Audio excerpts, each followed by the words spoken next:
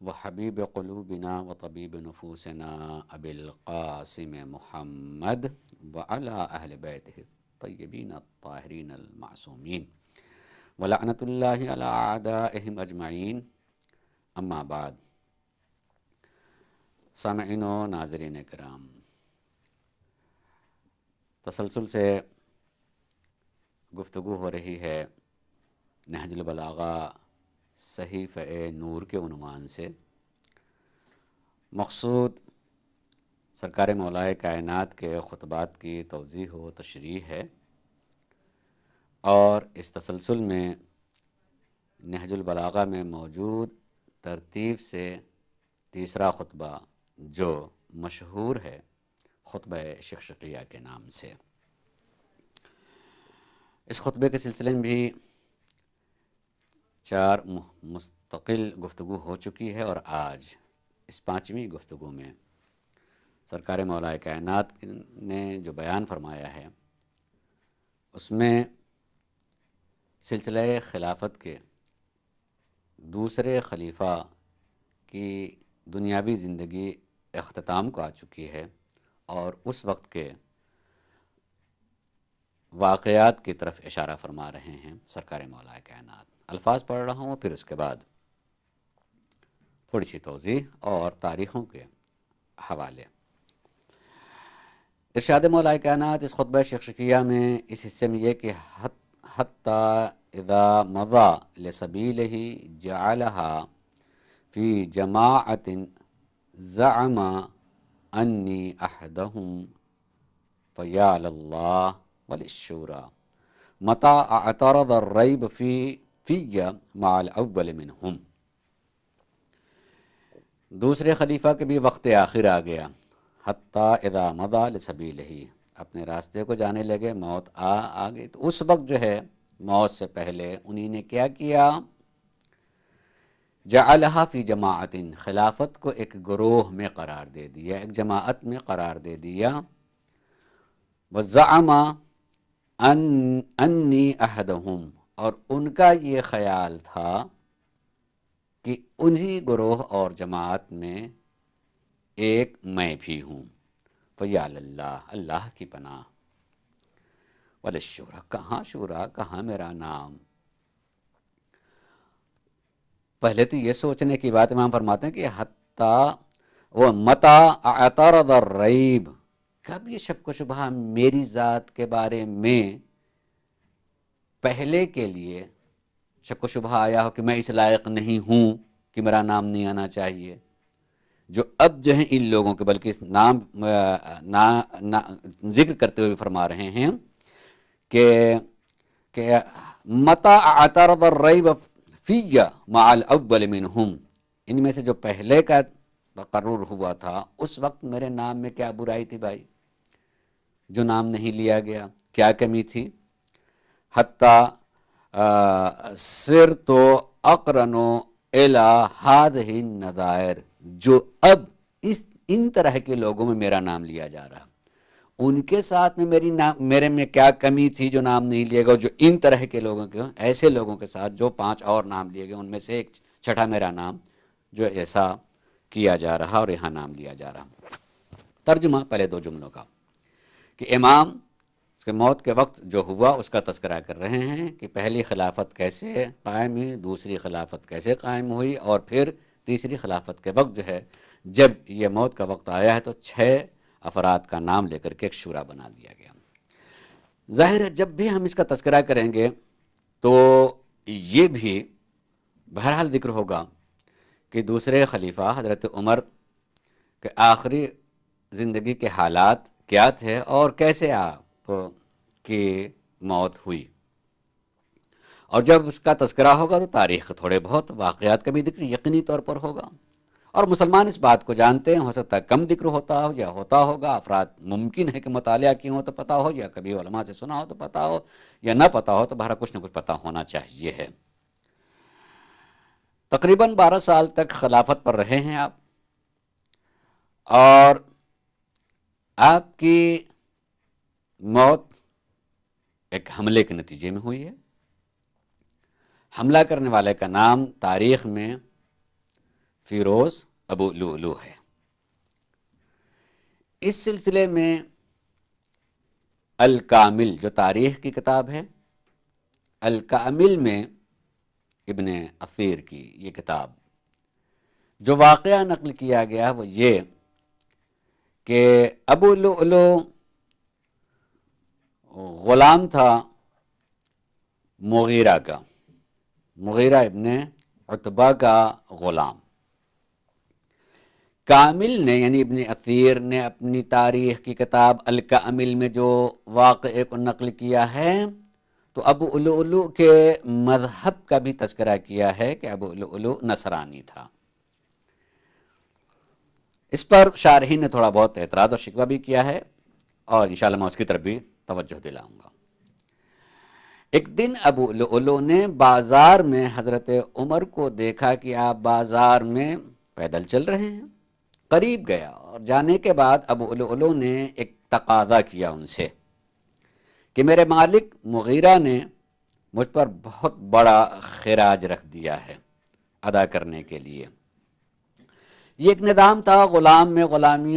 غلامی سے آزادی کے سلسلے میں کبھی غلام جو ہے اپنے آقا سے کوئی قرارداد کر لیتا تھا کہ ہم آپ کے لیے اتنا کر دیں گے، اتنے دنوں میں کر دیں گے تو آپ آزاد کریں، اگر اس پر راضی ہو جائے تو اتنا غلام کو کرنا ہوتا تھا۔ یا کبھی خود آقا بھی کہہ سکتا تھا کہ تم اگر میرے لیے یہ کام کر دو اور اتنا کر دو اور اتنا دیتے رہو تو ہم تمہیں اتنے دن میں ہو جائے گا، تم آزاد ہو جاؤ گے۔ تو اس نے کہا کہ بہت بڑا خراج رکھ دیا ہے دینے کے لیے۔ حضرت عمر ٹھہر گئے بازار میں، اس کی بات کو سنا، سننے کے بعد یہ بات کہی کہ اچھا بہت بڑا خراج رکھا ہے، رقم بہت بڑی رکھی ہے، کتنی ہوگی؟ وہ رقم کیا ہے بتاؤ تو ایک مرتبہ ابو لؤلؤ نے کہا کہ ہر روز کے 2 درہم یعنی 60 درہم مہینے کے۔ یقیناً غلام کے لیے شاید یہ بڑی رقم رہی ہوگی اور اس اعتبار سے نہیں بلا وجہ، اور فوراً حضرت عمر نے ٹوک کے یہ بھی نہیں کہا کہ یہ تو کوئی بڑی بات نہیں ہے، روزانہ تو 2 ہی درہم تو دینا ہے۔ فوراً یہ پوچھا اچھا تم کام کیا کرتے ہو، تمہارے پاس ہنر کیا ہے؟ تو ابو لؤلؤ نے کہا میں 2-3 چیزوں کا ہنر رکھتا ہوں، میں لوہاری بھی کر سکتا ہوں اور کرتا ہوں، نجاری اور نبڑھی کا کام بھی کرتا ہوں، یہ میرے فنون میں سے ہے۔ لیکن اب تاریخ میں الکامل کے بیان کے مطابق لگتا ہے کہ حضرت عمر بھی اس کے ہنر سے بے خبر نہیں تھے۔ فوراً جب اس نے یہ بات کہی تو حضرت عمر نے اس سے یہ کہا کہ اور ہم نے سنا ہے کہ تمہارا دعویٰ ہے کہ تم ہوا سے چلنے والی بھی چکی، آٹا پیسنے والی چکی جو ہے بنا سکتے ہو۔ کہا ہاں مجھے یہ ہنر آتا ہے، میں بنا سکتا ہوں۔ پن چکی تو سنے تھے، مطلب پانی ہے، پانی فورس سے پڑے اس پر اور اس سے چکی چلے، لیکن ہوا کچھ ایسے بنانا کہ ہوا کے زور سے جو ہے وہ چکی چل پڑے، کہا کہ ہاں میرے ہنر ہے، میں بنا سکتا ہوں۔ تو حضرت عمر نے کہا پھر جو یہ خراج کوئی بڑا نہیں ہے، تمہارے پاس اتنے ہنر ہیں، تم یہ ہنر سے اتنا حاصل کر سکتے ہو، کما سکتے ہو، تم ادا کر سکتے ہو۔ جب یہ بات کہی تو ابو لؤلؤ نے یہ کہا کہ اچھا تو ٹھیک ہے، پھر میں ہوا سے چلنے والی چکی ایسی بنا دوں گا، ایسی بناؤں گا کہ شرق و غرب کے لوگ یاد رکھیں گے۔ نہ جانے کس لب و لہجے میں یہ بات کہی کہ الکامل نے بات لکھی کہ جیسے ہی یہ جملہ کہا فیروز ابو لؤلؤ نے تو حضرت عمر نے یہ بات کہی کہ یہ تو مجھے دھمکی دے رہا، یہ جملہ جو ہے یہ دھمکی کے مترادف ہے، یہ دھمکی دے رہا ہے، میرے قتل کی دھمکی دے رہا ہے یہ۔ اب ظاہر ہے یقیناً انہوں نے صحیح سمجھا، نتیجے دیکھ کر کے تو صحیح سمجھا دے کہ نتیجہ ایسے ہی نکلا، تو اس کا مطلب کہ وہ کوئی لب و لہجہ ایسا رہا ہوگا گفتگو کا جس لب و لہجے کو دیکھ کر کے انہیں سمجھا کہ یہ ایک طریقے سے اعتراف یا اقرار نہیں ہے کہ میں بنا ہی دوں گا، بلکہ مجھے دھمکی دے رہا کہ میں ایسی بنا دوں گا، طرح سے بنا دوں گا کہ شرق و غرب کے لوگ جو ہیں یاد رکھیں گے اور بہت دنوں تک یاد رکھیں گے۔ اس کو دھمکی سمجھ کر کے نہ یہ کہ صرف اتنا ہی سمجھے وہ، انہی نے اپنے قریبی لوگوں سے یعنی حضرت عمر نے اپنے قریبی لوگوں سے ذکر بھی کیا اور اہتمام بھی کیا بچنے کا، اور صرف جو ہے اس واقعے کے 3 دن گزرے تھے، اور 3 دن گزرنے کے بعد جو ہے تیسرے دن صبح کو نماز پڑھنے کے لیے مسجد میں آتے ہیں، اور مسجد میں آئے لوگ جمع ہوئے ہیں، اور انہیں نہیں کہا بھائی جب سب لوگ جمع ہو جائیں تو تکبیر کہہ دینا، تکبیر کہنا نماز شروع ہو جائے گی۔ کامل ابن اثیر لکھتے ہیں کہ ابو العلول بھی اس جماعت میں آئے۔ بس یہی پہ اعتراض ہے اس میں کہ اگر ابو العلول نصرانی تھے تو جب وہ مسجد میں آئے تو دوسرے تو مسلمان تھے، ایسا تو نہیں تھا کہ لوگ ابو العلول کو جانتے نہیں تھے، کوئی اجنبی لوگ نہیں تھے، اور عام طور سے کسی کے غلام کو لوگ جانتے ہوتے تھے کہ فلاں کا غلام ہے، فلاں کا غلام ہے، فلاں کا غلام تھے وہ مغیرہ ابن عتبہ کے۔ تو جب نصرانی تو کوئی بھی ٹوک کر کے کہتا، اور ابھی جو ہے 3 دن پہلے سے جو ہے ذکر کر رہے ہیں حضرت عمر کہ ایسا اس نے مجھے دھمکی دی ہے، اور صرف یہ کہہ کر کے جو ہے خاموش نہیں رہ گئے، تو انہیں ذکر بھی کیا تھا، تو یقیناً کچھ لوگوں کو معلوم تھا، بلکہ اکثر لوگوں کو معلوم تھا۔ تو سب سے پہلے تو چاہے اس ذکر کی بنیاد پر نہ پتا ہو، یہ تو پتا تھا کہ نصرانی ہے، اس کو ٹوکتے پہ تمہارا کیا کام ہے مسجد کا؟ کب تم مسلمان ہو گئے؟ کہے کے لیے آگے تم جماعت میں کھڑے ہو گئے ہو؟ مگر کسی کا نہ ٹوکنا اس پر، بعض لوگوں کا خیال ہے کہ جو الکامل نے اس کے نصرانی ہونے کی بات کہی ہے، یہ صحیح نہیں ہے، وہ مسلمان ہو چکا تھا، رہا ہوگا مگر مسلمان تھا وہ، اس لیے وہ مسجد میں آیا تھا۔ مگر الکامل نے یہ بات لکھی ہے کہ اس کے ہاتھ میں خنجر تھا، اور اس خنجر کی بھی کیفیت جو ہے بیان کی کہ خنجر کے 2 رخ تھے، یعنی اس کا ہتھا جہاں پکڑنا چاہیے ہے وہ بیچ میں تھا، اور اس کے دونوں طرف جو ہے خنجر تھے۔ اس طریقے بناتا ہے کہ ایک طرف چھری ہو اور پھر اس کا دستہ ہو، اس نے جو دستہ بنایا تھا وہ بیچ میں تھا، اور دونوں 2 رخ والے تھے، 2 موقع تھے وہ، اور وہ ہاتھ میں پکڑے ہوئے تھا۔ جماعت کے ختم ہو جانے کے بعد جو اس نے حملہ کر دیا، اور حملہ کر کے جو ہے زخمی کر دیا، اور زخمی کرنے میں الکامل نے یہ بات لکھی ہے کہ ایک ضرب جو ہے ان کے ناف کے نیچے لگی تھی، جو وہی جو ہے ان کے ہلاکت کا سبب بنا، وہی ان کے موت کا سبب بن گیا تھا۔ اور صرف جو انہی کو نہیں، ان کے ساتھ ساتھ کم سے کم جو ہے 6 آدمیوں کو تو اور مار ڈالا تھا، اور لگ بھگ 12 آدمی اور زخمی ہوئے تھے۔ الکامل نے یہ بات لکھی ہے کہ اتنا کرنے کے بعد اس نے اسی خنجر سے اپنے کو بھی مار لیا۔ تب پتا ہے کہ جب ہم نے اتنا بڑا وقت کے خلیفہ کو یہ کام کر دیا ہے تو ہمیں معاف کرنے کا کوئی امکان نہیں پایا جاتا ہے، لہٰذا اس نے اپنے کو بھی ختم کر لیا۔ لیکن دوسری تواریخ نے کہا کہ نہیں، اس نے اپنے کو ختم نہیں کیا تھا، بلکہ گرفتار کیا گیا تھا اور پکڑ لیا گیا تو جناب حضرت عمر کے بیٹے عبید اللہ کے بیٹے ایک عبداللہ بھی تھے، دوسرے عبید اللہ نے جو ہے جب پکڑا گیا تو بجائے اس کے پکڑ کر کے اس سے پوچھتے کچھ کرتے، انہیں خود اس کے اوپر حملہ کر دیا اور اس کو وہی جو ہے ختم کر دیا۔ ان کے بیٹے عبید اللہ نے کو حملہ کیا، اور صرف اسی پہ نہیں، غصہ تھا، صرف اسی پہ نہیں بلکہ اس ابو العلو کو ختم کرنے کے بعد جو ہے اس کی ایک بیٹی تھی، اس بیٹی کو بھی ختم کر دیا جا کر، اس کی بیوی تھی، اس بیوی کو بھی ختم کر دیا، گویا اس کے خاندان کو ختم کر دیا۔ ایک بیٹی اور بیوی دونوں کو بھی جا کے انہیں نے، ظاہر ہے بیٹی اور بیوی تو جماعت میں نہیں آئی تھی، نماز ہو رہی تھی صبح کی، وہاں وہ تو جماعت میں نہیں آئی تھی، یقیناً اسی محلے میں وہیں کہیں رہتی تھی، وہاں جا کر کے جو ہے ان کی بیٹی اور بیوی کو بھی ختم کر دیا۔ یہ واقعہ تھا ان کے موت کا، یہ سبب ہوا۔ 2-3 دنوں تک زندہ رہے ہیں حضرت عمر، تو اب ان کو بنانا تھے ایک شعرا اپنے بات کے لیے کہ ابھی خلافت کس کے ہاتھ میں جائے گی، اس خلافت کے سلسلے میں کس کے ہاتھ میں جائے گی، ایک تسلسل سے میں کہتا چلا آ رہا ہوں، لیکن اس کے تسلسل کے لیے ایک مرتبہ پھر ذکر کروں گا کہ ابن الحدید معتدلی نے بھی بات لکھی تھی کہ لولا کہ حضرت عمر نہ ہوتے تو لما قامت القائمہ تو ستون خلافت قائم نہ ہوتا، ولم یثبت الامر لابی بکر، اور حضرت ابو بکر کے لیے جو ہے خلافت ثابت نہیں ہو سکتی تھی اگر یہ نہ ہوتے۔ اس کا مطلب ہے کہ سب کچھ کیا جناب حضرت عمر نے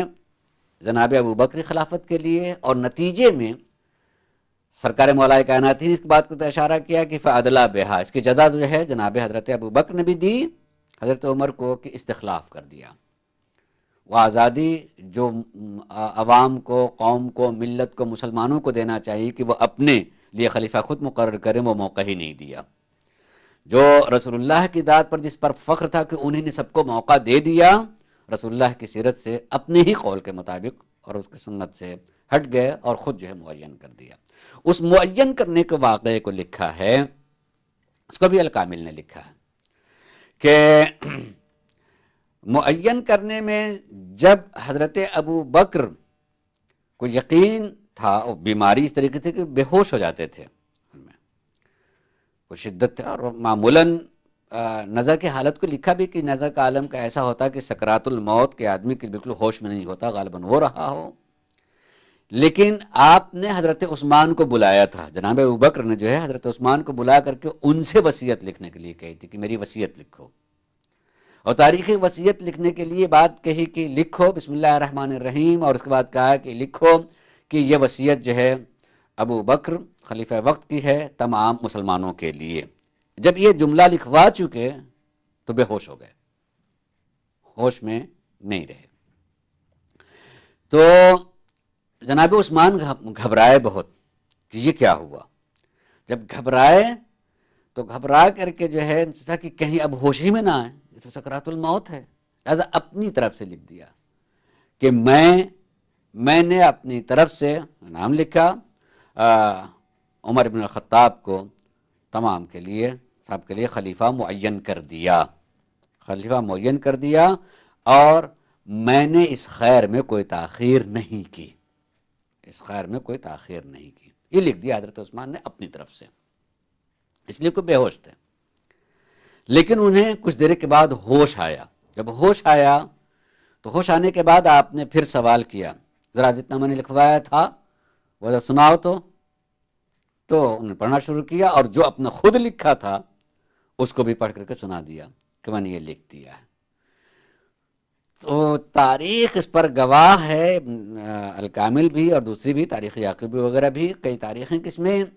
جناب حضرت ابو بکر نے یہ بات کہی کہ عثمان لگتا یہ کہ تم گھبرا گئے تھے کہ اگر مجھے ہوش نہ آیا اور اسی بے ہوشی میں موت آ گئی تو تمہیں گھبراہٹ لاحق ہو گئی تھی کہ اگر یہ وصیت مکمل نہیں ہوئی تو بعد میں مسلمانوں میں کہیں اختلاف نہ ہو جائے، اور اس اختلاف سے بچنے کے لیے تم نے اپنی طرف سے لکھ دیا، اور اچھا کیا، خیر کیا تم نے۔ حضرت عثمان نے کہا بالکل صحیح ہے، آپ نے کہا یہی تھا میرا، کہ میں بالکل گھبرا گیا تھا کہ اگر اب یہ جو بے ہوش ہو گئے ہیں اور یہی سکرات الموت ثابت ہو جائے اور آپ جو ہیں نہ آ سکیں ہوش میں تو یقیناً مسلمانوں میں اختلاف ہو جائے گا کہ کون ہے اور کیسا، انہوں نے جب کسی نے نہیں کہا ہے تو اختلاف ہوگا۔ تو دعا دی، تاریخ نے لکھا ہے کہ دعا دی، اچھا کیا تم نے لکھ دیا، اور اس کے بعد مکمل ہو گئی یہ بات، یہی تاریخ۔ سوال اس بات کا ہے اس میں کہ دو باتیں تاریخ لکھتی ہیں کہ ایک تو جناب عثمان نے اپنی طرف سے لکھا، یہ طے ہے، یہ کہ نہیں کہ اس کو لکھوایا نہیں تھا، ہوش میں آئے تو تائید کر دی، اب تو کہا جائے گا کہ انہی کی بات ہے۔ لیکن ایک فرض کیا جائے کہ اگر موت ہی واقع ہو جاتی تو کیا حضرت عثمان یہ کہتے کہ میں نے اپنی طرف سے لکھا ہے؟ یہی تو ہوتا۔ یعنی اس کو شارحین نہج البلاغہ نے لکھا ہے کہ اس کا مطلب یہ ہے کہ ہر ایک نے دوسرے کے لیے لباس خلافت کو تیار کیا ہے۔ دوسرے خلیفہ نے پہلے کے لیے لباس خلافت تیار کیے تھے کہ بھئی انہی کے جسم پر سجے گی یہ، پھر پہلے نے دوسرے کے لیے استخلاف ہی کر دیا کہ انہی پہ ہی بات سجے گی، تیسرے نے دوسرے کے لیے اپنی طرف سے لکھ کر کے کہ ان کے علاوہ کوئی دوسرا نہیں ہونا چاہیے، اس لیے اپنی طرف سے لکھ دیا۔ یہ بالکل مسلمات میں سے طریقے، اپنی طرف سے لکھ دینے کا مطلب یہی تھا کہ یہی کہنا، یہی ہونا، اگر موت نہ ہو گئی ہوتی تو وہی کہتے کہ یہی حضرت یہ کہہ کے گئے اور یہ لکھا ہوا ہے۔ لیکن اس سے اہم بات اور بھی شارحین نے کہا ہے کہ ایک تو تیار کیا اس لباس خلافت کو دوسرے کے لیے، لیکن جو بھی وجہ بیان کی ہے حضرت ابو بکر نے بھی جو بات کی، تم گھبرا گئے تھے کہ اگر ایسا نہ ہو تو اختلاف ہوگا، یعنی ان کے بھی ذہن میں یہ بات آئی کہ نہ ہونے میں اختلاف کا یقینی ہے، اور جناب حضرت عثمان کا یہ اقرار کرنا کہ ہاں میں اس سے گھبرا گیا تھا کہ اختلاف ہوگا، لکھ دینا چاہیے ہے، چاہے وہ میری ہی طرف سے ہو لکھ دینا چاہیے، تو اختلاف کا یقین تو دونوں طرف سے۔ ذرا سوچیں کہ اگر آپ کے ذہن میں یہ بات آ سکتی ہے کہ اگر کسی کو نہیں بنایا جائے گا تو اختلاف ہوگا، ان کے ذہن میں یہ بات ہوگی نہیں بنایا جائے گا تو اختلاف ہوگا، مگر رسول نعوذ باللہ ثم استغفر اللہ اتنا بھی ذہن نہیں رکھتے تھے کہ وہ کسی کو بنا کر کے نہیں جائیں گے تو اختلاف ہوگا۔ میری امت میں جس کو میں یہاں تک بڑھا کر کے لے کے آ چکا ہوں، اسلام یہاں تک آ چکا ہے، ان کے ذہن میں بات نہیں آ سکتی۔ کتنے عالی ہیں یہ لوگ کہ یعنی کہتے وقت لکھتے وقت یہ بات بھی نہیں سمجھ میں آتی ہے کہ ہم کیا کہہ رہے ہیں اور کیا لکھ رہے ہیں، کہ بعد میں زمانہ کیا کہے گا۔ کہ آپ کو یہ سمجھ میں آ رہا ہے کہ زندگی ہی میں کسی کی تعین ہو جانی چاہیے ہے، اگر تعین نہ ہو تو اختلاف ہو جائے گا، اور اختلاف ہونے کے بنیاد پر کیا نتائج نکلیں گے اور کیا ہوگا، مقصد کہاں چلا جائے گا۔ لہذا پہلے ہمارے ذہن میں یہ بات آئے اور رسول کے ذہن میں یہ بات نہ آئے۔ اللہ اپنے رسول سے نہ کہلوائے کہ یا رسول اللہ اگر تم جو ہے میرے حبیب اگر تم جو ہے ایسا نہیں کرو گے تو اختلاف ہوگا، تمہیں کر کے جانا، تو وہ نہیں، اللہ نہیں کہلوائے گا۔ تو یہ خود سارے صورت حال جو اس بات کو بتا رہی ہے کہ سرکار رسالت مآب کی وفات کے بعد بالکل سلسلہ اسلام نے ایک الگ راستہ بنا لیا۔ میں یہاں ایک بات کہہ دوں، سخت نہیں ہے کوئی، صرف غور کرنے کے لیے کہوں گا میں کہ حقیقت میں اگر غور کیا جائے اور بعد میں آج کے زمانے میں کوئی پوچھے کہ بھائی اتنے فرقے بن گئے ہیں، ان فرقوں میں دو بڑے فرقے پائے جاتے ہیں، مثلاً اس میں اہل سنت یا اہل تشیع ہے، مثلاً ان میں فرق کیا ہے، تو عام طور سے معمولاً یہ بات کہی جا سکتی ہے کہ آدمی گنانا شروع کر دے، ان کی نماز ایسی ہے، ان کا حج ایسا ہے، ان کا وقت وہ ہے، ان کا وقت یہ ہے، ان کا روزہ اس طریقے سے، ان کا روزہ اس طریقے سے، یہی سارے فرق بیان کریں گے۔ ان کی نماز میں یہ ہو جائے گا، ان کے روزے میں یہ ہوگا، ان کے حج میں یہ ہوتا ہے، ان کے حج میں یہ نہیں ہوتا ہے، وہ اس طریقے سے کرتے ہیں، وہ اس طریقے سے کرتے ہیں۔ سچائی کہ یہ کوئی فرق نہیں ہے، فرق اصلاً اس کو فرق نہیں کہا جائے گا، بلکہ ہم واقعے کو لیں، یعنی وہ بھی نماز کو مانتے ہیں، یہ بھی نماز کو مانتے ہیں، وہ بھی روزے کو مانتے ہیں، یہ بھی روزے کو مانتے ہیں، وہ بھی حج اور زکوٰۃ کو مانتے ہیں، مقدار اور اس کا طریقہ کچھ نہیں، اصل حقیقت تو مانتے ہیں، لیکن فرق نہیں ہے۔ فرق اگر کوئی پوچھے تو خالی اسی چیز کا فرق ہے کہ دونوں میں فرق کیا ہے، فرق غدیر اور ثقیفے کا ہے، بس غدیر اور ثقیفے کے علاوہ کوئی فرق نہیں ہے کہ شیعہ یعنی غدیر، اہل سنت یعنی ثقیفہ۔ غدیر رسول کے زمانے کے واقعے کا نام ہے اور ثقیفہ رسول کی وفات کے بعد کے واقعے کا نام ہے۔ غدیر میں رسول خود ہیں جو آگے کے راستے کو بتا رہے ہیں، اور ثقیفے میں رسول نہیں ہیں، لوگ اپنی عقل اور اپنے چیز سے جو کچھ بھی ہے اپنے سے کر رہے ہیں۔ فرق یہ ہے، یعنی جو آسمان سے جو اللہ کی طرف سے دین آیا ہوا ہے، وہ غدیر میں اگلا راستہ بتایا جا رہا ہے کہ یہاں تک پہنچنے کے بعد اور راستہ کہاں اور کس طریقے سے جانا چاہیے ہے، اور اسی کو موڑ دیا گیا ہے ثقیفے میں کہ کس طرف جانا چاہیے ہے۔ یہ ہے اصل فرق، اس کے علاوہ کوئی فرق نہیں۔ تو سرکار مولائے کائنات اس میں بتا رہے ہیں کہ اس وقت جب تقریباً 3 دن حیات رہے تو اس میں آپ نے 6 لوگوں کا نام تجویز کیا ہے کہ ان 6 لوگوں میں سے کسی ایک کو جو ہے چنا جا سکتا ہے، مگر اس کو بڑی تفصیل سے تاریخ نے نقل کیا ہے کہ حضرت عمر نے جو 6 نام بتائے، میں ابھی وہ 6 نام کا تذکرہ کرتا ہوں کہ 6 نام بتائے ہیں، تو 6 نام کے ساتھ ساتھ پوری تفصیل کے ساتھ میں ذکر کیا ہے کہ دیکھو یہ 6 نام کے ساتھ ایک شخص ابو طلحہ انصاری کو بلا کر کے کہا کہ ابو طلحہ دیکھو یہ 6 نام ہیں، اس 6 نام کے ساتھ ساتھ تم مزید اور 50 انصار کو جمع کرنا۔ ان 6 کے ساتھ ساتھ ان 50 انصار میں کو لے کر کے ایک مکان میں جمع کر دینا کہ لوگ مشورہ کریں کہ کس کو ہونا چاہیے، کس کو خلیفہ ہونا چاہیے، اور اس کی ایک مدت بھی بیان کر دی کہ 3 دنوں میں ہو جانا چاہیے، 3 دن سے زیادہ ہو تو سب کو قتل کر دینا۔ عجیب حکم جو ہے، 3 دن سے زیادہ ہو تو سب کو قتل کر دینا۔ اور اس کے بعد یہ کہ جب مشورے میں اگر 5 آدمی، درس غور کریں اس میں کہتے ہیں کہ 5 آدمی ایک طرف ہو جائیں اور ایک آدمی اختلاف کر رہا ہو، 6 میں سے 5 جو ایک طرف ہو جائیں کہ اس کو چن لیا جائے، ایک آدمی اختلاف کر رہا تو جو آدمی اختلاف کرے اس کو قتل کر دینا۔ اور اگر 4 آدمی ایک طرف ہو جائیں ایک چیز پر، 2 آدمی اختلاف کر رہے ہوں تو ان 2 آدمی کو قتل کر دینا۔ اور اگر 3 ہو جائیں، بھائی یہ نقطہ ہے غور کرنے کی، 3 جو ہیں ہو جائیں، 3 ایک طرف ہوں اور 3 ایک طرف ہوں، تو جن 3 میں عبد الرحمن ابن عوف ہوں، چونکہ 6 نام میں ایک نام جو ہے عبد الرحمن ابن عوف کا ہے، جس طرف جو ہے عبد الرحمن بن عوف ہوں اس کو سچ مانا جائے گا، اسی کو قبول کیا جائے گا، باقی 3 کو قتل کر دینا۔ یہ کیوں اختلاف کیے ہیں؟ 3 کو قتل کو نہیں، موقع نہیں، ایک مکان میں جمع کر کے ان کو باہر نکلنے کی اجازت نہیں ہوگی، اختلاف کا تو گیا ان کو قتل کر دینا۔ لیکن یہ کہ عبد الرحمن بن عوف جس طرف ہوں گے وہ، اور جن کا نام انہیں لیا ہوگا، چاہے اپنا چاہے جس کا بھی نام لیا ہو، اس کو خلیفہ مان کر کے اسی کو حق مانا جائے گا، اور 3 جنہوں نے اختلاف کیا برابر ہونے کے بعد بھی ان 3 کو جو ختم کر دینا۔ اس سے یہ اندازہ ہوتا ہے کہ پتہ ہے کہ یہ لباس خلافت کسی کے لیے طے کر دیا گیا، ورنہ یہ کیوں بات کہی جائے گی؟ 50 آدمی اور بھی تو آپ نے جمع کروائے ہیں، وہ 50 آدمی بھی کوئی تائید کے لیے کہہ دیتے کہ بھئی ان میں جو ہے یہ 50 آدمی ان 3 والوں کے ساتھ میں، ان 3 والوں کے ساتھ میں نہیں ہے۔ مثلا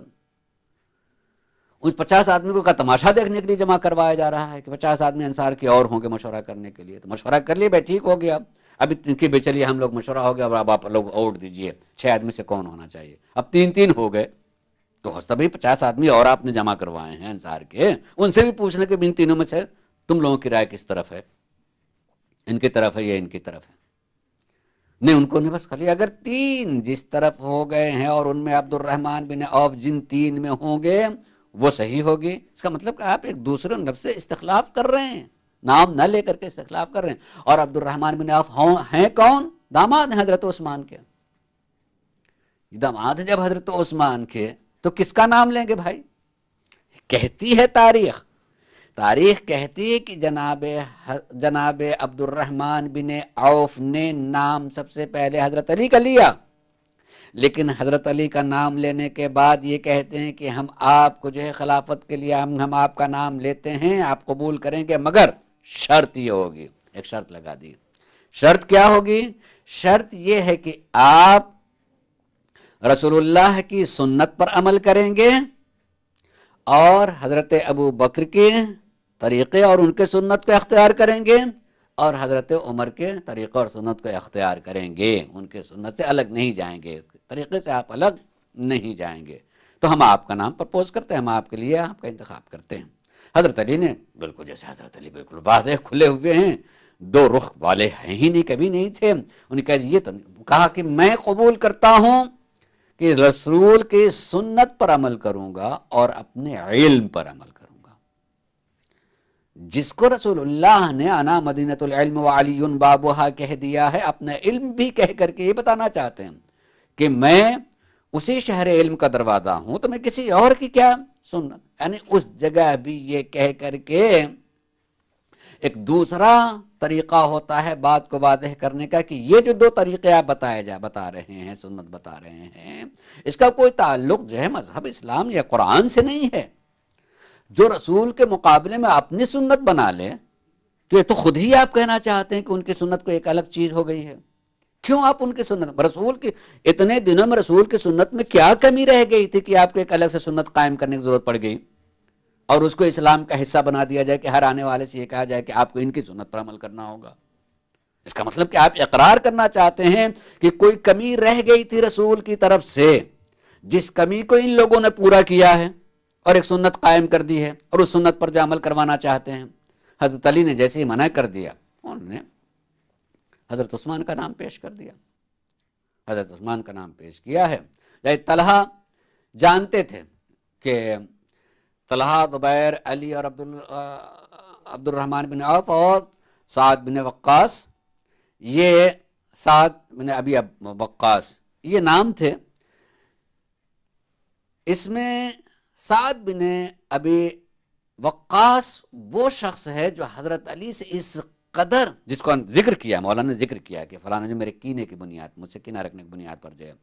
میرا نام نہیں لیا، اس قدر کینہ رکھتا تھا، اس کا ذکر بھی کیا تاریخ نے کی کینہ۔ اس کی وجہ یہ تھی کہ یہ وہ شخص تھا جس کے خاندان کے بہت سارے افراد کو سرکار مولا کائنات نے حضرت رسالت مآب کے ساتھ جنگ میں، بہت ساری جنگوں میں قتل کیا تھا، مولا کیا تھا۔ اس بنیاد پر اس کا جو ہے ایک بغض تھا، ایک طریقے سے کینہ تھا، طے ہی نہیں کر سکتا تھا۔ اور جب ان کا نام لے لیا گیا اور یہ حضرت عثمان کا نام طے ہوئے، تین ایک طرف یہ ہو گیا، ایک آدمی خاموشی اختیار کر لی۔ جب خاموش کر، جناب حضرت عمر کے اس اصول کے مطابق جن تین میں جو ہے عبد الرحمن بن عوف ہوں گے، ان کو منتخب کر لیا جائے گا، ظاہر شورا ہو گیا، ختم ہو گئے۔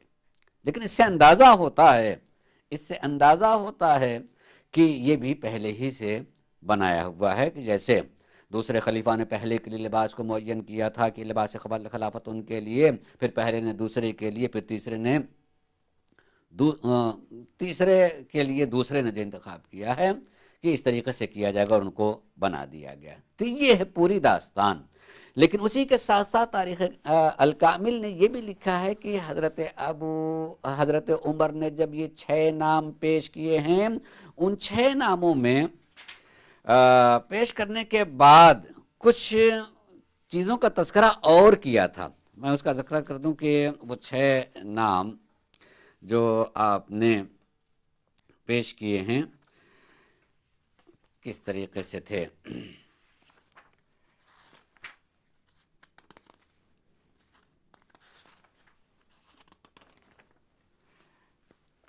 اس میں ذکر کرتے ہوئے آپ فرماتے ہیں کہ یہ 6 نام ہیں، اور 6 نام کے پیش کرنے کے بعد کم سے کم تاریخ نے 3 ناموں کے ساتھ میں یہ ذکر کیا ہے کہ ان کے عیوب کا بھی تذکرہ کیا، ان کے عیب کو بھی بیان کیا کہ یہ لوگ کیا ہیں اور کیا کر سکتے ہیں اور کیا نہیں کر سکتے ہیں، اس کا تذکرہ بھی کیا ہے۔ نام ہے اس میں 6 ناموں میں علی، عثمان، طلحہ، زبیر، سعد بن ابی وقاص اور عبد الرحمن بن عوف، یہ 6 نام پیش کیے ہیں۔ 6 نام پیش کرنے کے بعد ابو طلحہ انصاری سے کہا تک 50 آدمی اور بھی ہونے چاہیے ہیں۔ اس میں جو تاریخ نے لکھا ہے کہ حضرت علی کو بلا کر کے ایک جملہ کہا تھا حضرت عمر نے کہ مجھے آپ سے یقین ہے کہ آپ لوگوں کی ہدایت کریں گے، سیدھے راستے پر باقی رکھیں گے، لیکن آپ کے اندر ایک عیب پایا جاتا ہے، اور وہ عیب یہ ہے کہ آپ بہت مذاق اور مزاح کرتے ہیں۔ بس یہ عیب بیان کر دیا، مزاح کرنا آپ کا یہ یقین کے ساتھ میں کہا کہ آپ جو ہیں یقیناً جو ہے پتہ ہے کہ راہ ہدایت پر لوگوں کو رکھیں گے۔ عثمان کو بلا کر کے جو یہ کہا کہ مجھے تم سے خوف ہے کہ تم اس خلافت کو جو ہے بنی امیہ میں جو ہے کیا نام ہے بنی امیہ کے حوالے کر دو گے، اور حتیٰ کہ اشارت یہ بھی وضاحتاً ہی بات ہے کہ بیت المال جو ہے بانٹ دو گے، تقسیم کر دو گے، انہی لوگوں میں اپنے رشتہ داروں میں جو تقسیم کر دو گے۔ یعنی اس طریقے سے بیان کرنا تاریخ کا کہ انہوں نے بات کی تھی، اس کا مطلب کہ وہ بھی کچھ نہ کچھ خصلتوں سے آگاہ تھے، واقف تھے کہ کس کی خصلت کیا ہے اور کیا نہیں ہے۔ لیکن اس کے باوجود بھی 6 نفری جماعت میں عبد الرحمن، کیا آپ رشتے کو نہیں جانتے تھے کہ عبد الرحمن بن عوف اور حضرت عثمان کا رشتہ آپس میں کیا ہے اور کون کس کی طرف جائے گا؟ اور آپ کو یہ بھی فکر تھی، اس کا مطلب یہ ہے کہ اس کے باوجود بھی ابھی چاہتے ہیں کہ یہ خلافت جو ہے کن کے ہاتھ میں ہونی چاہیے ہے، کس کے ہاتھ میں ہونی چاہیے ہے، کون اس خلافت کو انجام دے گا۔ میں عبارت کو پڑھتا ہوں مولا کی، پھر عبارت کو پڑھنے کے بعد ایک مرتبہ اور اس کے گوشے کی طرف. امام نے جو شکوہ کیا کہ جب اس موت کے قریب آئے تو 6 نام پیش کیے، شورا بنا دیا، اور اس 6 لوگوں میں میرا نام بھی پیش کیا. مجھے افسوس تو اس بات کا ہے کہ پہلا جب خلیفہ معین کیا جا رہے تھے تو مجھ میں کوئی کمی نہیں تھی، کیوں نہیں اس وقت میرا نام لیا گیا، اور اس وقت ایسے لوگوں کے ساتھ میرا نام لیا جاتا ہے. لیکن اس کے بعد بھی ایک جملہ فرماتے ہیں وہ کہ لاکنی اسففت اذا اسفؤ وطرت اذا اذتاروا. لیکن جب نام لے لیا تو جہاں یہ نیچے ہوئے وہاں میں بھی ان کے ساتھ میں نیچے ہوا، اور جب یہ اڑے تو میں بھی ان کے ساتھ میں اڑا. اس کو آیت اللہ ناصر مکاری میں شیرازی نے وضاحت کرتے ہوئے یہ کہا ہے کہ جب پرندوں کا ایک غول ہو جو اڑ رہا ہو تو آپ دیکھ سکتے ہیں کہ پرندے جب اڑ رہے ہوتے ہیں تو ایک ساتھ ہی تقریباً جو ہے اگر نیچے کی طرف آتے ہیں تو سب نیچے کی طرف آ رہے ہیں، پھر اوپر کے اگر جا رہے ہیں تو سارے کے سارے اوپر کی طرف جا رہے ہیں. اسی چیز کی مثال دیکھ، جب میں اس جماعت میں ہوں، اس گروہ میں میرا ہے، تو اگر وہ نیچے کی طرف میں بھی ان کے ساتھ میں نیچے کی طرف آیا، جب وہ اڑے ہوں بلند ہوں تو میں بھی ان کے ساتھ میں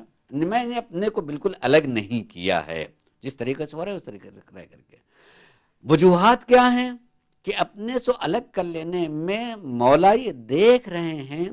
کہ میں ان کے ساتھ میں انہی کے طریقے سے رہ کر کے بھی میں کس طریقے سے رسول کی محنت کو بچا سکتا ہوں، دین الہی کی حفاظت کر سکتا ہوں. الگ ہو جانے میں نقصان کیا ہوتا ہے اور کس طریقے سے اس کو تباہ اور برباد کیا جا سکتا ہے کہ شاید اس کا نام و نشان بھی باقی نہ رہ جائے. اس لیے آپ کہتے ہیں کہ جہاں وہ نیچے ہوئے میں بھی نیچے ہو جاؤں، اوپر اڑے میں بھی ادھر اوپر اڑا. مقصد کیا ہے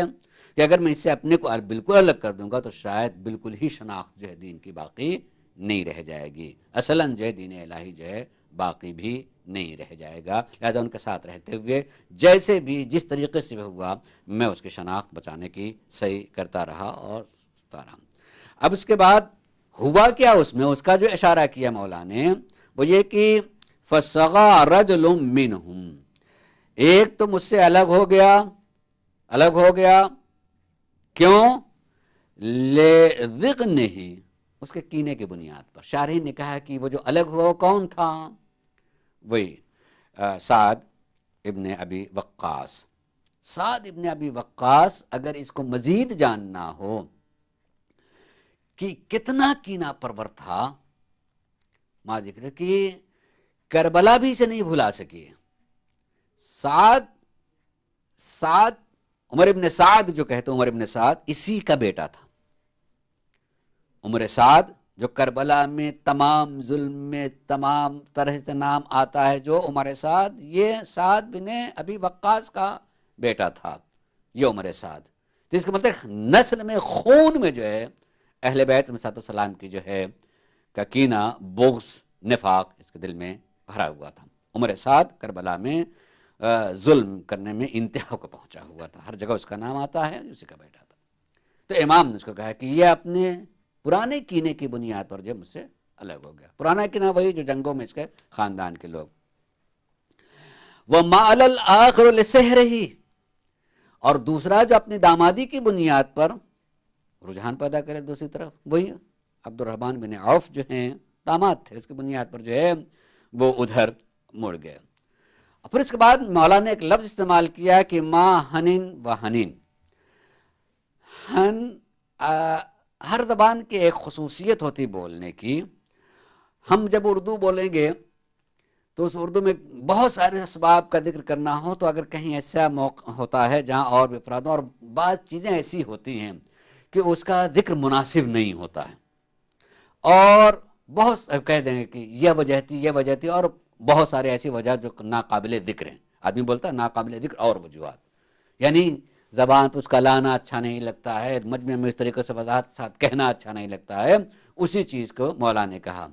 کہ دو کا تو تذکرہ کر دیا ہے کہ اپنے پرانے کینے کی بنیاد پر جو ہے مجھ سے الگ ہو گیا،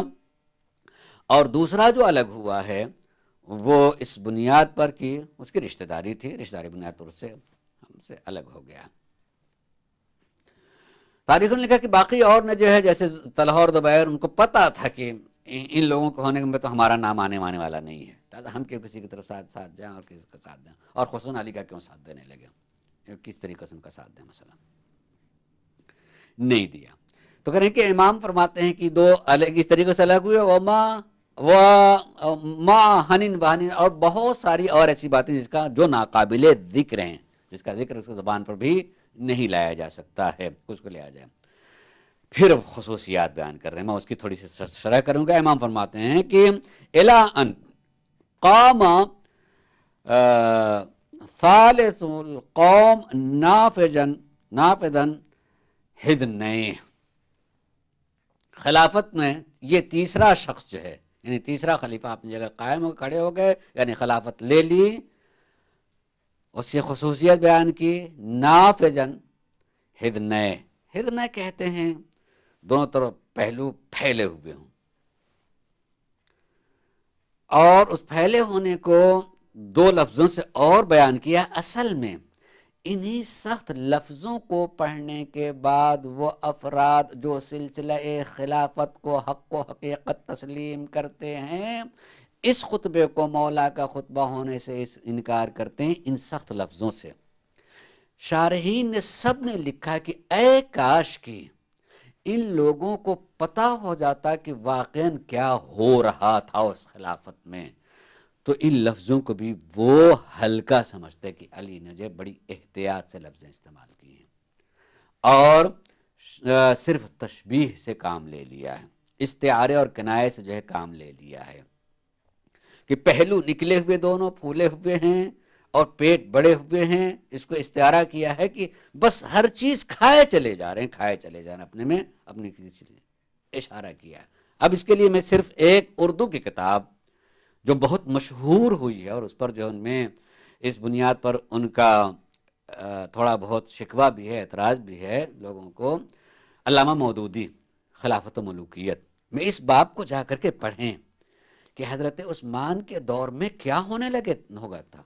خلافت و ملوکیت جو عنوان قرار دیا ہے، اس عنوان قرار دینے میں چونکہ خلافت ملوکیت میں تبدیل ہوئی ہے، تو یہ آغاز کب سے ہو گیا تھا ملوکیت کی طرف جانا، خلافت کا ملوکیت کی طرف جانے کا آغاز کیسے اور کہاں سے ہو گیا تھا، کہاں سے غلطیاں ہوئیں۔ میں آج مطالعہ کر رہا تھا اس میں، تو ان کا ایک ظاہر ہے وہ سلسلے کو مانتے ہیں، لہذا ان کو لکھنا ہی پڑ رہا تھا کہ اس بات سے نہیں گھبرانا چاہیے ہے کہ اگر کہ غلطی ہوئی ہے کسی تو اس کو غلطی نہ کہا جائے، کسی کوئی بڑا بھی غلطی کر سکتا ہے، غلطی ہوئی تو غلطی کہنے سے نہیں گھبرانا چاہیے کہ غلطی ہوئی ہے، انہوں نے غلطیاں کی ہیں، حضرت عثمان نے غلطیاں کی ہیں، ان سے غلطیاں ہوئی ہیں۔ اس میں ایک بات لکھی ہے کہ سب سے بڑی اگر غلطی دیکھا جائے تو یہ کہ انہی نے اپنی حکومت میں جتنے بھی بڑے بڑے عہدے تھے طلقاء یا ابن طلقاء کو، ابناء طلقاء کو عطا کر دیا۔ طلقاء اور ابناء طلقاء کس کو کہتے ہیں؟ طلقاء یہ حضرت امام حسین صلی اللہ علیہ وسلم نے کئی جگہوں پر جب خطبات دیے ہیں تو جب سخت ہوئے ہیں تو ان کے لیے ابن طلقاء کہا ہے۔ طلقاء ان لوگوں کو کہا جاتا ہے جو اصلاً مسلمان نہیں ہوئے تھے اور فتح مکہ کے بعد جب سرکار رسالت آپ نے عام معافی دے دی ہے، تو عام معافی دے دینے کے بعد جن لوگوں نے خوف سے اور ڈر سے آ کر کے جو اسلام قبول کر لیا تھا انہیں طلقاء کہا جاتا، اور ان کے اولاد کو ابناء طلقاء کہ ان کے اولاد کو کہا جاتا ہے، یعنی اصلاً مسلمان نہیں ہوئے تھے۔ وہ ہیبت جو فتح مکہ کے موقع پہ ہوئی تھی، جس میں کہیں سے ان کو سوچ بھی نہیں سکتے تھے کہ اب ہم جی سکتے ہیں، ہم نے اتنا بڑا بڑا جرم کیا ہے، کیسے رسول معاف کر دیں گے، مرنا تو ہے ہی ہے، لیکن سرکار رسالت آپ نے پوری تاریخ ہے کہ جو فلاں گھر میں آ جائے اس میں جائے تو اور معاف کیا آپ نے، تو اس طریقے سے جو ہے وہ آ گئے اور اسلام کو قبول کر لیا۔ اسلام کو قبول کرنے کے بعد حالات اس طریقے سے بھی ہوئے ہیں کہ ان میں سے بہت سے لوگ جو ہے مدینے میں بھی آ گئے تھے، جس میں مروان کا ایک بیٹا حکم تھا، مروان حکم اور حکم کا بیٹا مروان تھا، مروان بن الحکم۔ حکم طلقاء میں سے تھا. تو آپ جی طلقاء نے انہی میں سے جانتے اس نے بس اس موقع سے فائدہ اٹھا کر کے قبول کر لیا تھا اسلام کو. یہ زمانہ رسالت مآب میں مدینے میں بھی آئے تھے. مدینے میں جب رہیں تو مدینے میں خود حکم اور اس کا بیٹا مروان سرکار رسالت مآب اگر کوئی بات کہتے تھے اپنے اصحاب میں تو کسی نہ طریقے سے یہ جاسوسی کر کے دوسروں کو بتا دیا کرتے تھے، جس کی بنیاد پر جو ہے سرکار رسالت مآب جو ہیں بہت ناراض ہوئے تھے اور حکم کو جو ہے مدینے سے نکال دیا تھا، اپنے زمانے میں نکال دیا تھا اور طائف بھیج دیا تھا. بڑی کوشش کی تھی اس کے بعد حکم واپس آنے کی، مگر سرکار رسالت مآب نے جو ہے نہیں آنے دیا. حتیٰ کہ دوسری خلافت میں بھی رسول اللہ کی اس بات کا خیال کہ نہیں آنے دیا. دوسری خلافت میں بڑی کوشش کی کہ حضرت عمر نے اس کو آنے نہیں دیا. تیسری خلافت میں حضرت عثمان نے بلا لیا دونوں کو، اور صرف بلا ہی نہیں لیا، بلا لینے کے بعد مروان کو اپنا خاص سیکریٹری بنا لیا. یعنی وہ سیکریٹری جس کے کہ جو حکم بھی لکھنا ہوتا تھا انہی کے قلم سے لکھا آتا تھا اور وہ مہر انہی کے ہاتھ میں ہوتی تھی. کہ مہر ہاتھ میں ہونے کے نتیجے میں ایک واقعے کو نقل کیا ہے تاریخ نے، الکامل میں نقل کیا ہے کہ جب مصر، کوفہ اور بصرہ سے لوگ مدینے آ گئے تھے اعتراض کرتے ہوئے، حالات کو دیکھتے ہوئے کہ کس طریقے سے جو ہے اپنے گھر میں جو حکومت دے دی گئی، سب کو بڑے بڑے عہدے پر لگا دیے گئے اور کیسے کیسے لوگوں کو. اچھا اس بات کو جو ہے علامہ مودودی نے ذکر کیا ہے کہ بھائی عہدے دے دینا اور بڑے بڑے لوگ عہدے کو دے دینا، چلے دے دیتا آدمی، دینا ہی تو ہے کسی نے کچھ عہدے کو دینا. ایک خاندان میں دینا، چلو ٹھیک ہے آپ نے خاندان میں دے دیا، جو صحیح نہیں دینا چاہیے تھا. انہیں تجزیہ کر کے بتایا کہ حتیٰ کہ حضرت ابو بکر نے بھی اپنے خاندان میں کسی کو نہیں دیا تھا، حضرت عمر نے اپنے خاندان میں سے کسی ایک کو دیا تھا اور بہت ہی معمولی عہدہ دیا تھا کسی ایک اپنے خاندان میں. لیکن حضرت عثمان نے کوئی عہدے ہی نہیں چھوڑا، جو اپنے خاندان سارے عہدے اپنے وہی لکھتے ہیں. اور آیت اللہ ناصر مکارم شیرازی میں لکھا ہے کہ ٹھیک دینا، لیکن ان میں سے ایسے لوگوں کو وہ عہدے سپرد کر دینا جو اصلاً دیدار تو نہیں تھے، کھلے ہوئے بے دین تھے، کھلے ہوئے علی الاعلان. جیسے اس میں کوفے کا یا بصرے کا، ان دونوں میں سے کسی ایک شہر کا گورنر بنایا تھا، غالباً بصرے کا، ولید بن عتبہ کو. ولید بن عتبہ کھلا شراب پینے والوں میں سے تھے، کھلا شراب پینے والا. جو تاریخ میں یہ واقعہ ہے ولید بن عتبہ کا کہ صبح کو چونکہ جو بھی گورنر ہوتا تھا، عامل ہوتا تھا، وہ وہی جو ہے امام جماعت بھی ہوتا تھا. صبح کی نماز پڑھانے کے لیے آئے تو صبح کی نماز 2 رکعت کے بجائے 4 رکعت نماز پڑھی اور 4 رکعت ختم کرنے کے بعد جو مڑ کے کہا کہ اور پڑھا دوں، شراب پیے تھے، اور پڑھا دیں. اور انہیں شراب کی قے کی، اس کا شکوہ کیا، اس کا شکایت ہوئی. شکایت یعنی اس حد تک کھلے ہوئے بے دینوں کو، اس حد تک کھلے ہوئے لوگوں کو جو ہے جو دین رکھتے ہی نہیں تھے. ان کا اعلان تھا کہ یہ تو عراق جو ہے ہم بنی امیہ کا باغ ہے، یعنی ہم کھانے پینے کے لیے اعلان عام تھا، عمومی اعلان کے طور پہ کہہ دیتے تھے. جس پر جو ہے جناب مالک اشتر نے کوفے کے تھے، ہاں کوفے میں تھا، کوفے میں جو ہے اعتراض کیا کہ اس طریقے سے کہا جا رہا ہے. ساسا بن سوحان نے جو اعتراض کیا تو پتہ ان دونوں کو جو ہے شہر بدر کر دیا، شام بھیجوا دیا، اور اس کو قبول کر لیا حضرت عثمان نے شہر بدر کرنے کو لیے، تاکہ یہ اس طرح اعتراض کرنے والے ہی نہ رہ جائیں. جب یہ کام کیا جائے گا اس طریقے سے، ان کے زمانے میں یقیناً بہت سارے فتوحات ہوئے، تو خصوصاً افریقہ وغیرہ کے بہت سارے ممالک ابھی فتح کیے گئے تھے. تو فتح ہوتے تھے، تو فتح میں جو بھی فتح ہوتا تو مال غنیمت آتی. مال غنیمت اہل سنت حضرات کے مال غنیمت ہی میں سے خمس ہوتا ہے، خمس نکالا جاتا ہے. تو جو بھی خمس نکلتا مال غنیمت میں سے، اس لیے کہ مال غنیمت جو ملے گا، مال غنیمت اس میں خمس نکالنے کے بعد یعنی 5واں حصہ نکالنے کے بعد بیت المال میں جائے گا، اور باقی جتنے بھی جو لڑنے والے سپاہی ہیں ان کو تقسیم کیا جائے گا، اور جو خمس نکلا وہ بیت المال میں جائے گا. لاکھ جو ہے جو خمس وہ اس کا آیا، معلوم ہے کہ اپنے رشتہ داروں کو دے دیا. برمان کو دے دیا، فلاں کو دے دیا، بل کہا لے جاؤ. کوئی حساب و کتاب ہی نہیں جو ہے. ساری اس کی فہرست جو ہے علامہ مودودی نے بیان کی، کتنی بڑی بڑی رقم جو ہے، جو اس کے لیے کوئی وجہ کوئی بیان نہیں، بس جو اپنے رشتہ دار ہیں ان کو جو دے دیا. اس پر لکھتے ہوئے لکھتے ہیں کہ گھبرانا نہیں چاہیے، کسی غلطی اس غلطی کو تسلیم کرنا چاہیے. وہ خود بڑے اچھے تھے، با کردار تھے. دیکھیں اچھی بات، بڑی مشکل یہ ہوتی ہے کہ جب آدمی کسی کو تسلیم کر لیتا، تسلیم کر لینے کے بعد غلطیوں کو بھی دیکھتا تو اس کو غلط کہنے کے لیے تیار نہیں ہوتا ہے. خالی یہ کہہ دیتا کہ غلطی جو ہے بیان کرنی چاہیے، غلطی تو غلطی کو بیان کریں. یعنی پھر وہی بات کریں تو کہ غلطی اور غلطی کرنے والا دو چیز کو الگ کر دیتے ہیں کہ یہ غلطی ہے. بھائی غلطی جس نے انجام کیا وہ غلط بھی ہے، اس کو بھی تسلیم کرنا چاہیے ہے. آیت اللہ ناصر مکارم شیرازی جو ہے اس شرح میں جو ہے اپنی ذاتی ایک واقعہ لکھتے ہیں کتاب میں، بالکل ذاتی واقعہ کی توفیق ہوئی، حج عمرے کی گئے تو عام طور سے وقت ملا جہاں مسجد نبوی میں یا کبھی مسجد الحرام میں، وہاں مبلغین بیٹھ کر کے جو ہے تبلیغ کیا کرتے ہیں، لوگوں کو بتاتے ہیں. اور آج بھی ہوتا ہے، وہاں تو بیٹھے ہوئے ہوتے ہیں، یہاں کرسی پہ بیٹھے ہوئے لوگ تبلیغ کر رہے ہوتے ہیں، لوگ بتا رہے ہوتے ہیں کہ کیا بدعت ہے اور کیا چیز ہے. تو ہم نے اس کو بڑا اچھا موقع سمجھا کہ چلے بھی پڑھے لکھے لوگ ہیں، تبلیغ کر رہے ہیں، بتایا جائے، اسے کچھ گفتگو کی جائے. لیکن طے کر رکھا تھا کہ کہیں سے جو ہے ہم اس میں اپنی زندگی کا، آپ بھی زندہ ہیں، اپنی کتاب میں اس کو تحریر بھی کیا، اور زندہ کوئی پوچھ بھی سکتا ہے کہ چلو اس سے تھوڑا بہت گفتگو کی جائے، بات چیت کی جائے، دیکھتے ہیں. بڑا اچھا موقع مل گیا، محل مل گیا کہ ہم ان سے گفتگو کرنے لگے. گفتگو کرنے میں مجھے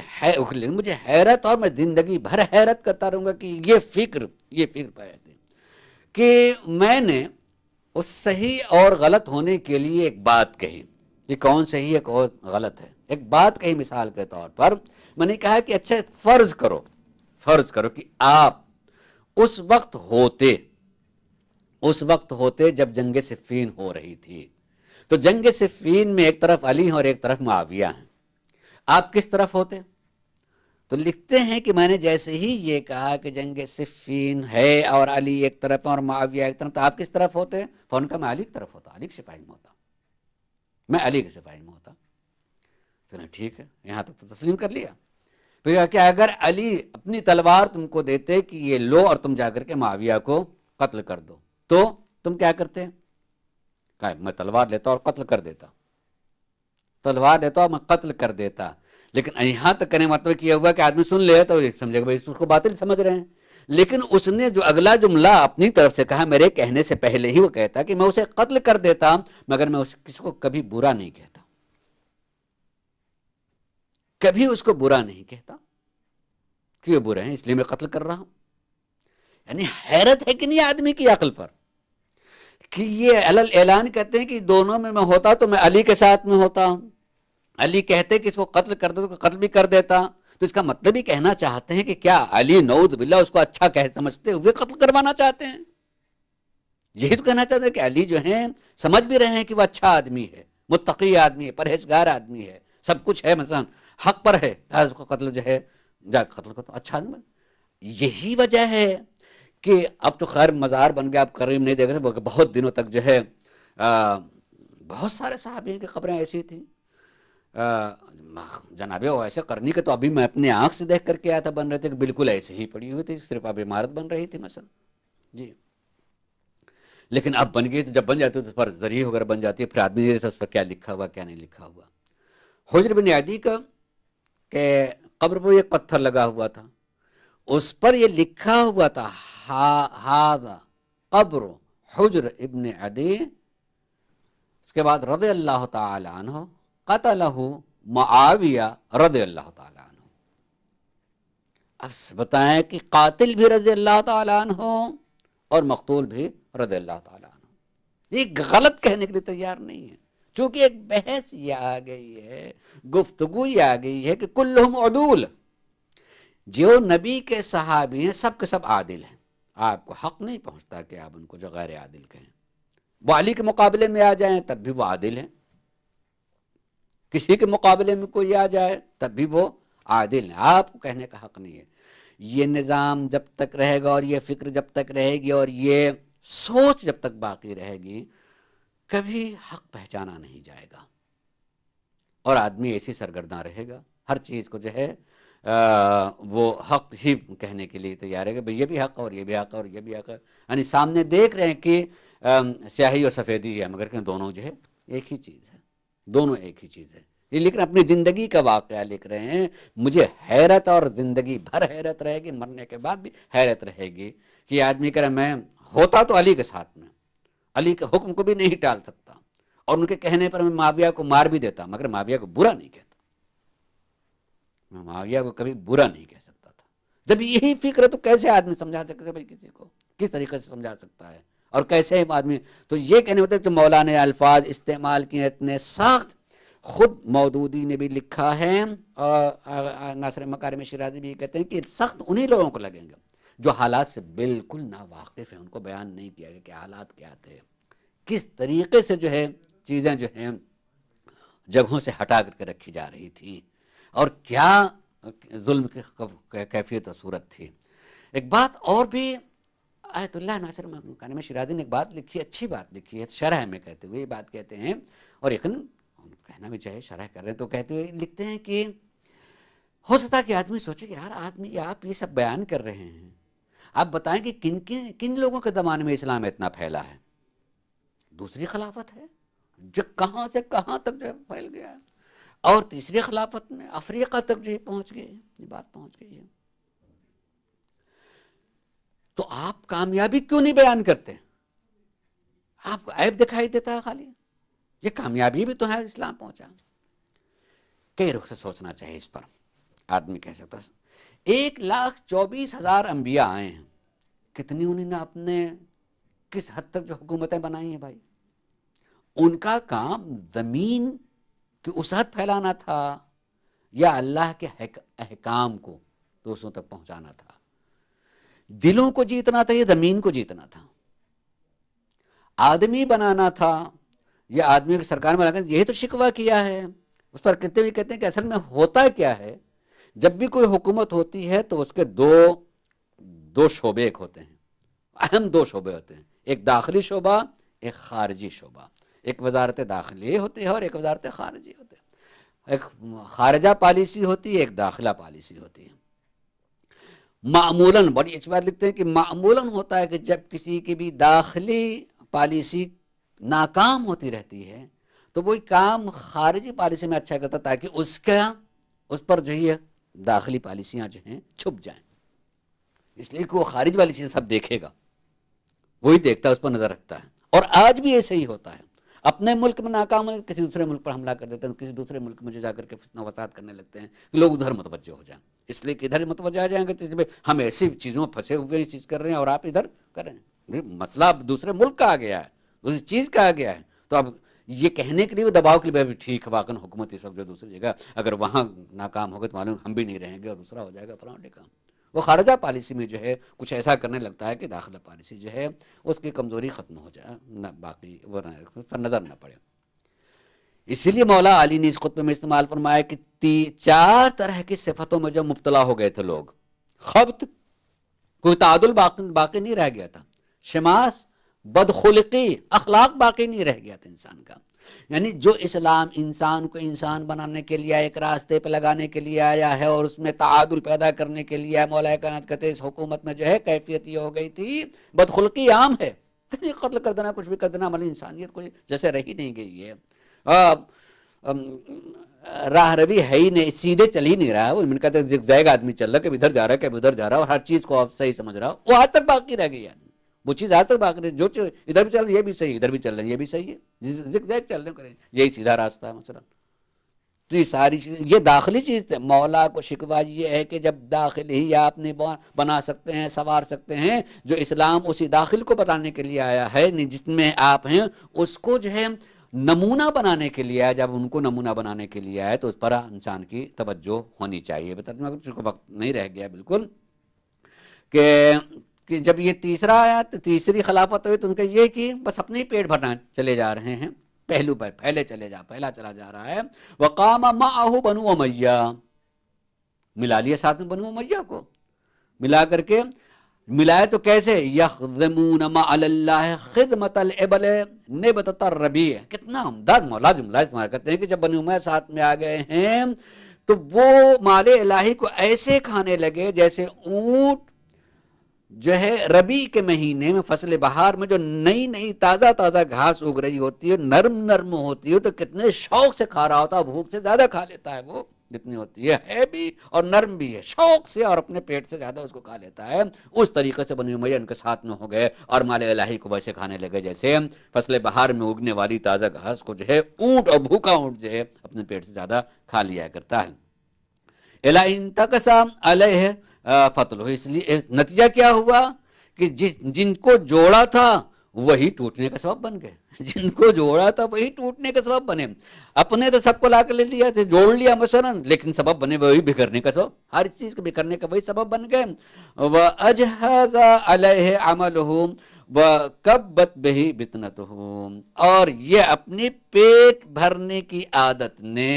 تباہی کا سبب وہی ان کو اوندھے گرانے کا سبب بن گیا، اپنے ہی پیٹ، اپنے گھر والوں کے پیٹ بننے کا۔ یقیناً یہ حالات ہے جس کی بنیاد پر جو ایسے ہوئے۔ وقت نہیں رہا ہے کہ میں ذکر کرتا کہ کیسے لوگ آئے تو اور آنے کے بعد کیسے، انشاءاللہ اس کے بعد والے ذکر میں تذکرہ کروں گا۔ وآخر دعوانا الحمدللہ۔